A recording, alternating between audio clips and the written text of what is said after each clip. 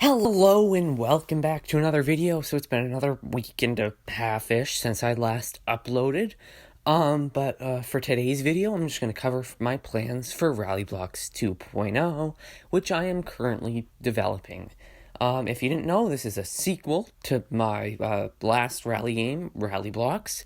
And that game, I'd say it succeeded in what I tried to do with it, but it was lacking in many places, and there's a lot that could have been better about it, if you will, and a lot of stuff that I couldn't really fulfill back when I developed that. But now I've learned a lot, and I know how to 3D model a lot better, so I think this new release will be much greater, but I just want to cover my plans for it. I don't know, build up some hype before I start doing devlogs and stuff. So, yeah, let's get right into the video. Alright, so a good place to start off the video, I think, would be covering what Rally-Blox 1 failed at. So the reason I'm essentially going to be developing a sequel. And a lot of it comes down, in my mind, to polish and physics. Cover more of that later. Rally-Blox 1 was not a very polished game, and you can tell that when you play it. There's a lot of stuff that I said I'd come back and fix and never did. And the way that it was built made it very hard to fix issues and change stuff, especially on a large scale. Because Rally-Blox 1 was built using many places, and that's kind of hard to manage because it's hard to roll out a GUI update when you have to spend time changing it on 50 different places because you have to load them up. Change the thing, change the text, and that takes a really long time. That's much harder than just changing a UI here and there. So that's one thing that was a problem with Rally-Blox. It's hard to make changes to it. Another thing about it, the scripting was not great. Yeah, so one big issue, and I find this really glaringly bad with it, in the code. I never want to show you my code since it's awful for that game. But I had a while loop running to check for, the player state. To check if you were essentially still doing the race or not. It was just one massive while loop rather than a .changed function. You would think that I would have thought, hey, there's probably a function for this because running a massive while loop doesn't make any sense. But nope, I don't know. Yeah, it was a mess. So the scripting was a mess. And another thing that I feel like is much more noticeable, and more people have qualms about, and that would be the physics. Ooh, okay. The physics were a bit of a mess. It felt like you were driving a piece of soap, if that makes any sense. You had very little control over the vehicle, and you really needed to use the parking brake almost all of the time. Otherwise, you had no control over the vehicle. So, yeah, that was not good. And there was an utter lack of immersion. I'll cover more of that in my 3D modeling section, and what was wrong there. But it really lacked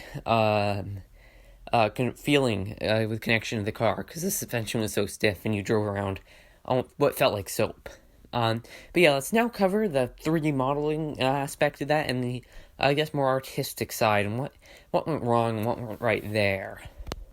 So I'd say what went bad with the 3D modeling stuff would have to be, well, it was more of a mixed bag. The car models were not great, but they did have full liveries, and the tracks were mesh tracks, and they looked kind of good. Well, some of them were mesh tracks, but they also didn't have any elevation change, or much that you would expect out of a rally circuit. So it was really a mixed bag when it came down to 3D modeling, and the vehicles also lacked interiors, and yeah, it was, a lot of stuff could have been done better. But there was also some good stuff, like the fact that the roads were meshes. This allowed me to create stuff really fast and have it look pretty nice, just through the use of textures.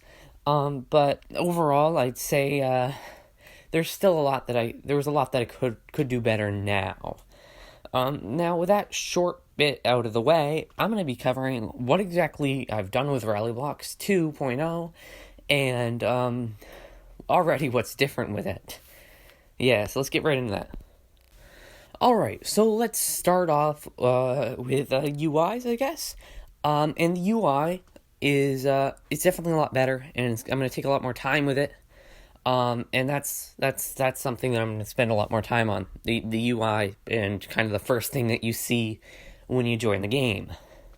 I've also started on the first track, which is a toge-like thing, based in Japan, of course. And that has full elevation change with mesh tracks, as I figured out how to do mesh collisions, and I had a whole tutorial on that. And so far, it looks good. I'll put some pictures up on screen. And yeah, so that's already going great. The way I'm doing it is I am mixing mesh stuff with Roblox terrain stuff, just so that it all goes together really nicely, and I have control over it when I'm in studio, so that if a certain part isn't going to turn out in Blender, because I don't know how to bridge these two areas, it will look good in Roblox, because I don't have to worry about that, and I can just use the terrain editor. And this also means that it melds better with like Roblox stuff, and allows for better shading and all of that.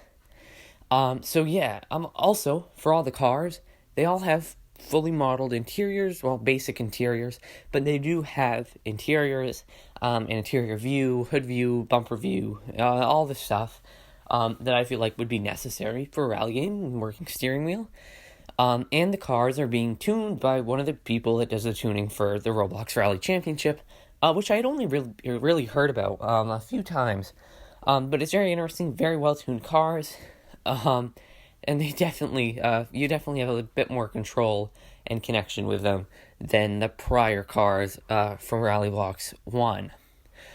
I also have a general idea of the direction I want the game to go in. There's still some stuff that I'm not completely sure about. That's a campaign mode. I have a good idea about how I want to attack that, but I'm not sure entirely. So that's something I'm going to have to work out.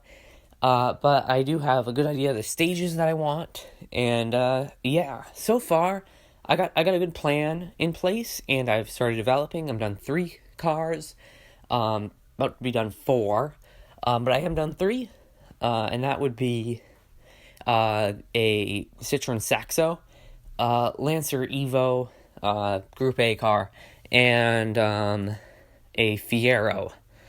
And all of those have custom liveries made by me. And the reason I did custom liveries is because not only you don't have to go out and look for liveries on the internet, which is very hard to find.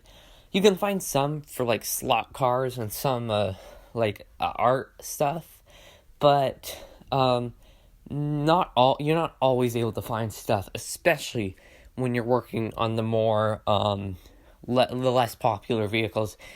But even then, some of the more popular vehicles, I remember last Rally-Blox 1, I wanted to add a Lancer Stratus, and I couldn't find a livery that I could do for it. So yeah, that was always a disappointment. But now that I'm making the liveries myself, definitely much easier to handle, as it's easier in my mind to set it up like that. But yeah, that about covers that up. If you want to support the game, and support my channel, subscribing would always help out. And I do have a Discord server for the game. I generally post some stuff in there occasionally. And that I have a full vehicle list up in there for what I'm planning to add. I don't have it on the top of my head, obviously. It's a good number of cars, but I do have it in the Discord, so if you want to join the Discord, subscribe. Yeah. Thanks for watching, and goodbye.